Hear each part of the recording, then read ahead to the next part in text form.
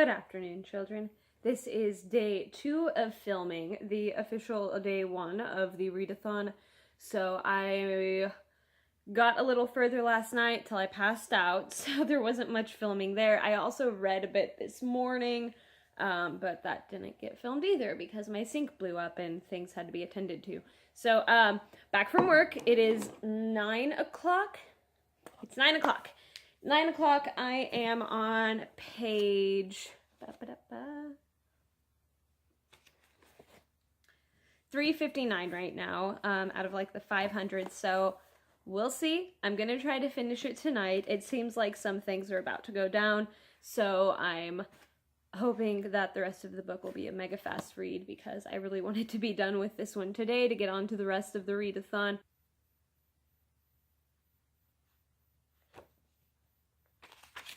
Alright, so it's about 1 in the morning. I just finished the Layer of Dreams. It went by a lot quicker than I thought it would, and I guess my initial reactions are just that story-wise, you can tell it's all leading up to the next book, so it was more of a building up of a lot of different things, and so it accomplished its goal in getting me hyped for the next book. It had really good character development in this one while introducing other characters that I've really been enjoying. I have a few favorites already. The love triangle turned out to be kind of a love square that I'm kind of okay with. Not that I like the romances or like, I don't know, most of the characters in the love square. I'm less bothered by it because it has a bit less drama. My concerns with the lead character, Evie, are a little bit more put to rest because her story was pushed to the side a little more in this one and to make room for all of the other characters that have so much more development.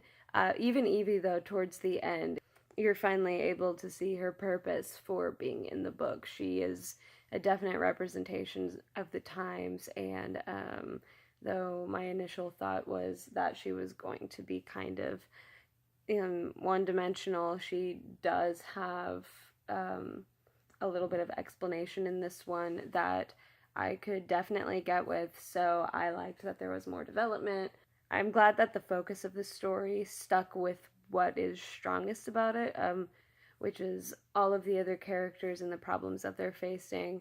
It's brought up a bit more for the issues that the first book was trying to introduce as kind of the xenophobia, the racism, and like the over-commercialism of the times, which of course definitely still goes in today, but considering these times, they're able to bring it out in a more public and obvious light. That I feel like the I feel like the next book will dive even more to that with another antagonist that has presented herself in this book. Let me think. Honestly, I don't have a lot of complaints with this one. I do admit the thing I loved more about the first one was the villain. Naughty John was a little bit more memorable than the one for this book, which I can't say too much about without getting kind of spoilery, though the creepiness was definitely there. It just didn't have the same punch that I think the first one had whenever it came to the villain.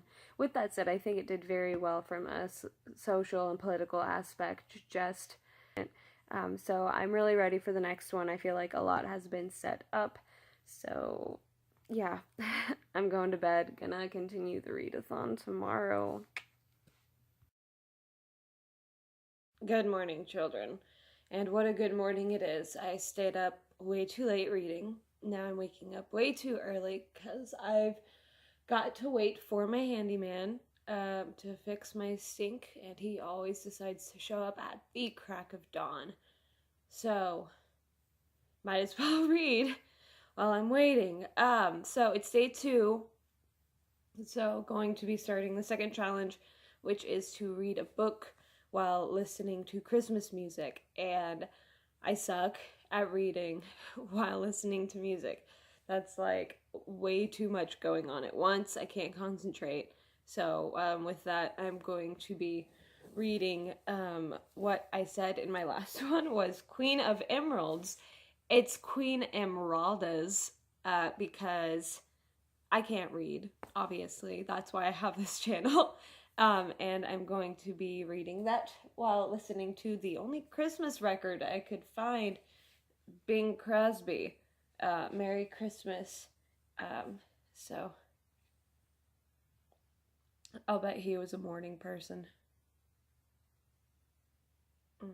Okay, so let's get to this.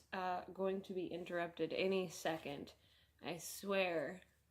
But it's all for the good of my sink. So let's get to this.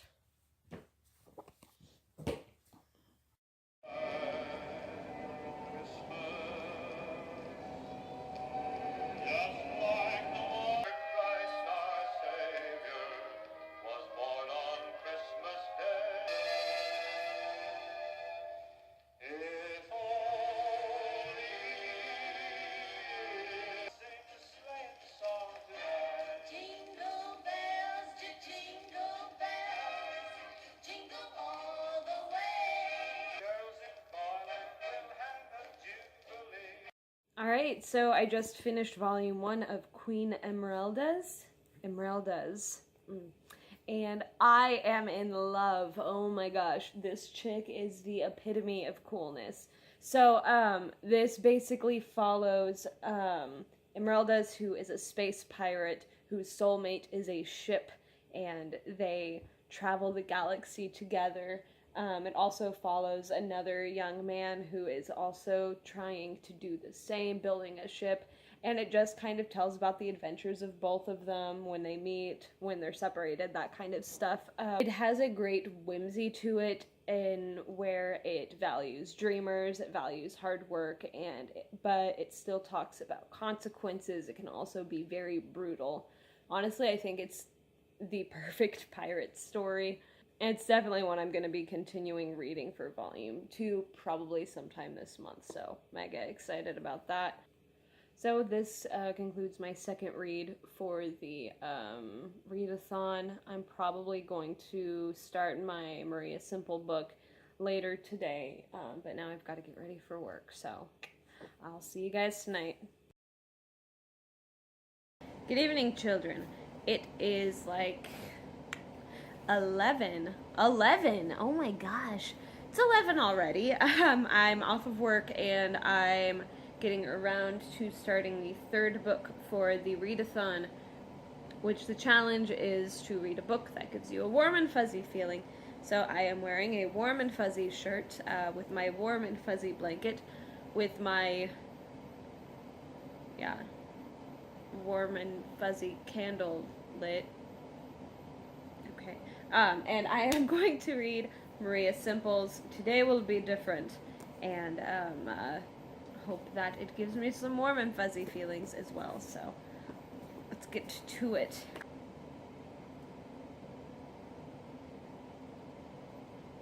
This is a way faster read than I thought it would be. I don't know. I guess I forgot that Where You Go, Bernadette was such a quick-moving book that I wasn't expecting this one to also be the same. And it's not even quick-moving as whereas action goes. It's just quick-moving in thought, in pacing.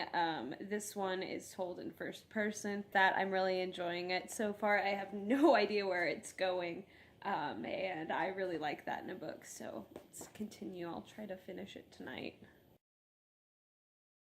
This is future me. I was just about to do my wine reading vlog when I realized that past me finished my last book, fell right asleep, and forgot we were doing a vlog, so I'm going to have a stern talking to her. So I guess I now am stuck with the job of wrapping up Maria Simple's Today Will Be Different, which was the third book for the TisTheSeason ReadAthon. This one was to read a book that left you warm and fuzzy, and like all of Maria Simple's writings, I feel very warm and fuzzy, or I felt warm and fuzzy after finishing it, which is probably why I just fell asleep. But this one, Okay, so the plot of this one is that it took place in one day, in the life of Eleanor Flood, who is ridden with anxiety. Like, oh my gosh, she's got a lot of stuff. Okay, it's not Where'd You Go Bernadette levels of anxiety. This is more of like, because it's not as much as a social anxiety where she wants to avoid people or in situations. It's more of a social anxiety. It's more of an anxiety of the self, where she doesn't want to acknowledge certain things. And basically, it's a day in her life where she's finally trying to turn things around until her son calls in sick from school. She has to pick him up, and just a lot happens from there. And she realizes that her husband's not in his office. He told his receptionist that they were all on vacation, so her husband is missing. Of course, she fears that he's cheating on her, so it is the story of her, her son, and whoever else they can drag along on this journey to find her missing husband in a day. So this one was good. Like, it was just a really fun romp. It was really cool seeing things from her perspective in life. Although with Where You Go Bernadette, that one showed anxiety really well, but it did it from a kind of third-person, multi-formatted level. This one was first-person primarily, and I did a really good job of that. I mean, I could have related to almost all of this, especially when it comes to anxieties about the past, anxieties about the future. She's trying to write a book, and it's giving her a lot of stress because it's not done yet, and she's been working on it for way too long, which I can relate to. It kind of was a one-note thing. It was like an episode of a show, honestly. But there was a great cast of characters that all kind of gelled together in like this crazy nonsensical plot that just, it was fun. It was a fun romp. It didn't really talk about serious issues. It didn't really have anything too deep with it. It's just showing. Honestly, it's all that this book should do. It is there to entertain, not there to tackle anything specifically or talk about anything specifically. So I had a lot of fun with it. It left me feeling really good because all of her stuff is feel-good stuff, though it's all disguised as like anxiety-ridden comedy.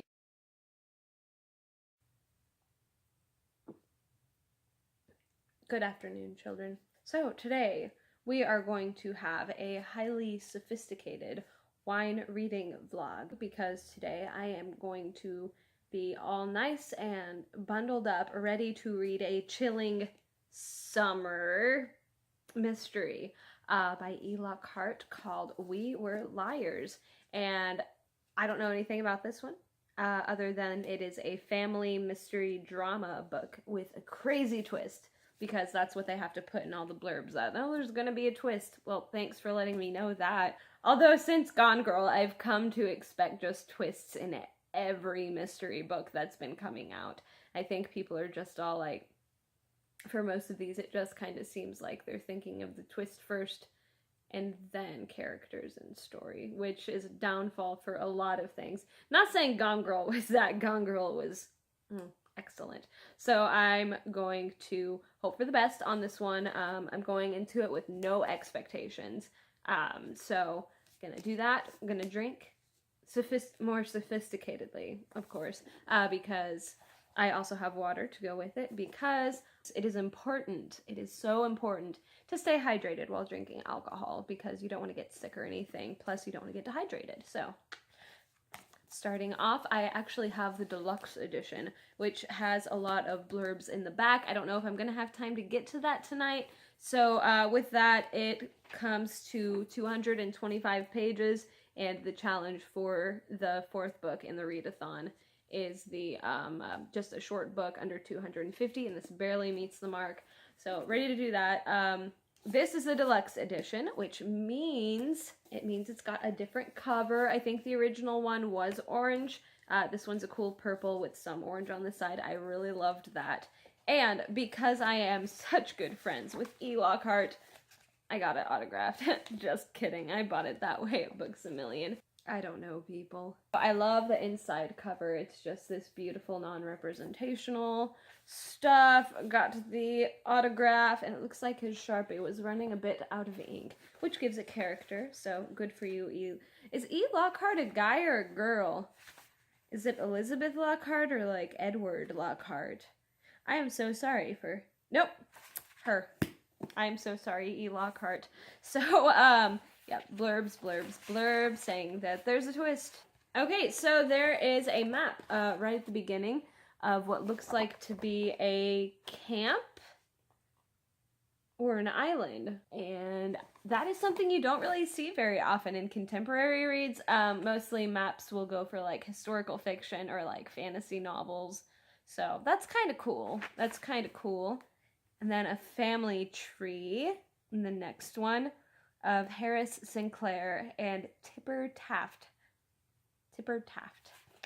It's a very interesting name. Family tree. Hey, so I guess this week's been a lot longer than I thought. I'm like 95 pages in, but I just keep falling asleep. It's pathetic. Only one glass of wine and two, so this is gonna change from a wine reading vlog to just a normal reading vlog. I'm not gonna try to finish this tonight. I need to sleep. With that, I'm gonna make an early prediction for this. I'm pretty sure I know what the big twist is gonna be, which is gonna hopefully not kind of ruin the rest of the experience, but I don't know. 95, I'm not even halfway through, I'm already guessing it. But hopefully I'm wrong. We'll see. Hello again, and welcome to work. I'm on my break. I haven't had time to film at all, so we're doing this here. We are doing this here. I am Kristen. Welcome to the place that I work, and yeah. So I'm almost done with We Were Liars, and it's weird because this is actually the book on my list that its requirements was to be the shortest of books. But it's taking me the longest to read because I am just slogging through it. Like, it's not that it's not interesting. It would be interesting if I didn't already know what the twist was from like a billion miles away. So like, because I found that out halfway through the book, so I am just kind of going through the rest. I don't like any of the characters so far. I'm just not, I'm not into the romance, not one bit. It's just awkward. Every bit of it's awkward, and since I know it's gonna happen, it's just whatever. So I'm gonna read a bit on my break, try to gain my sanity. It's Saturday in December at a retail place, and it's just crazy right now. So taking a break. Hopefully I'll finish the book tonight at home, so we'll see. Good afternoon, children. Welcome to the last and final day of the TisTheSeason-a-thon. As you can see by my official calendar here, it is totally that day, December the 9th, and I finished all of the books on my TBR. I am a rotten liar. It is the 10th today, and I did not finish all of the books on my TBR, but I did. I did come so close. Work has been nuts. It has been so bad, so crazy. Ugh. Who would have thought retail during Christmas is literal hell? So, with that, I didn't get to read as much as I wanted to, but with that, I read everything but a book I had already read before, so that technically counts as me reading all of it. So the last book I was supposed to read on my TBR was just a Christmas book. That was the only qualification. Should have been super easy because I had an illustrated copy of A Christmas Carol, which is already such a short book. With the illustrations, it makes it way quicker to read, and I still couldn't do it. I don't know why, I just couldn't. With that said, though, I still need to wrap up one book that I did finish, and then another book that I'm going to pretend qualifies as my Christmas book for the thing, because it just was... okay, I'll get to the technicalities in a second. So, starting off with my first, I read E. Lockhart's We Were Liars, which came in at about, I put the dust jacket on upside down, which came in at about 225 pages, so just met that. Okay. Oof. So you heard some of my thoughts as I was reading this. And I have to say, with the ending, I was not pleased at all. Honestly, the way things were going, I don't know how I could have been happy with the ending. Because the twist I saw from 100 pages in the book, which was halfway through. And after that, I just it was, I don't know. It was just still trying to set up for the twist, and I just already knew it, so it just wasn't a big, I don't know. I'm not going to say it's because I'm brilliant at like figuring out twists, because I'm not. I never have been. Like, every twist ever written has surprised me. And that just goes to show how obvious this one was. I don't know. Like I said before, I think too many mysteries have...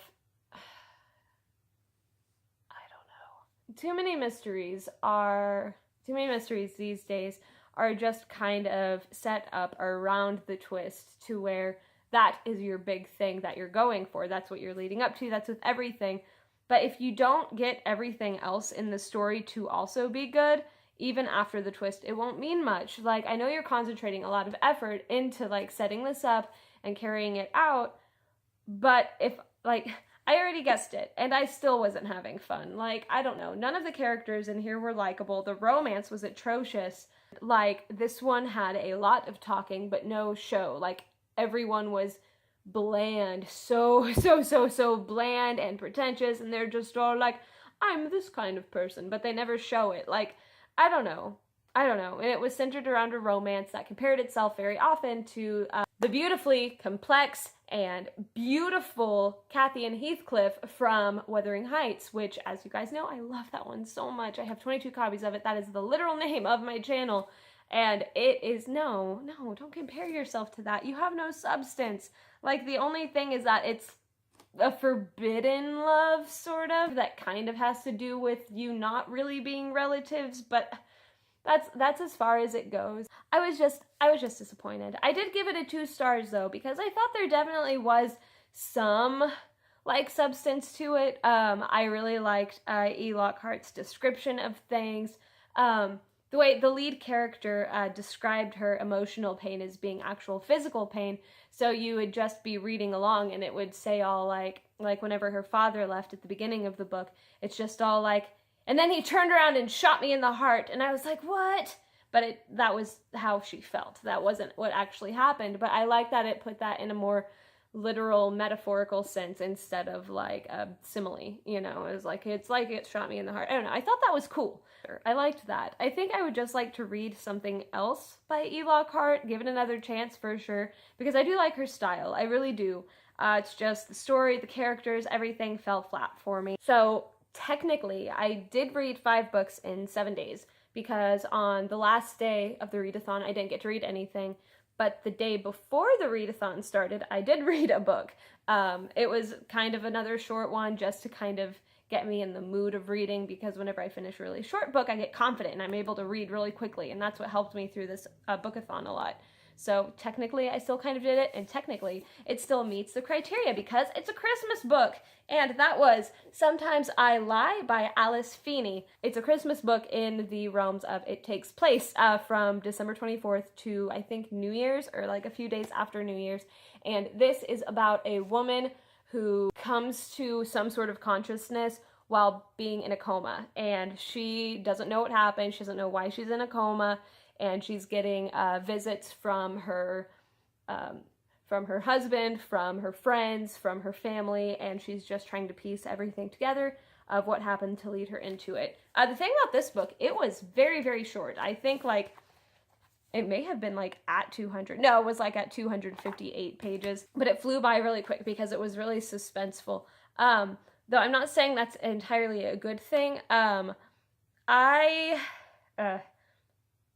So this one I think was good to an extent. It did get a little whiplashy around there because instead of focusing its efforts on like one good twist, they just threw in like 50 different twists. It was like once every 4 chapters, there's a twist, a twist, a twist, a twist, which is fine. They were good twists. I didn't see any of them coming, but like I don't know what the point of the book was or what its main thing it was going for, because it was just concentrated on so much. I think that the experience of being in a coma was written very well.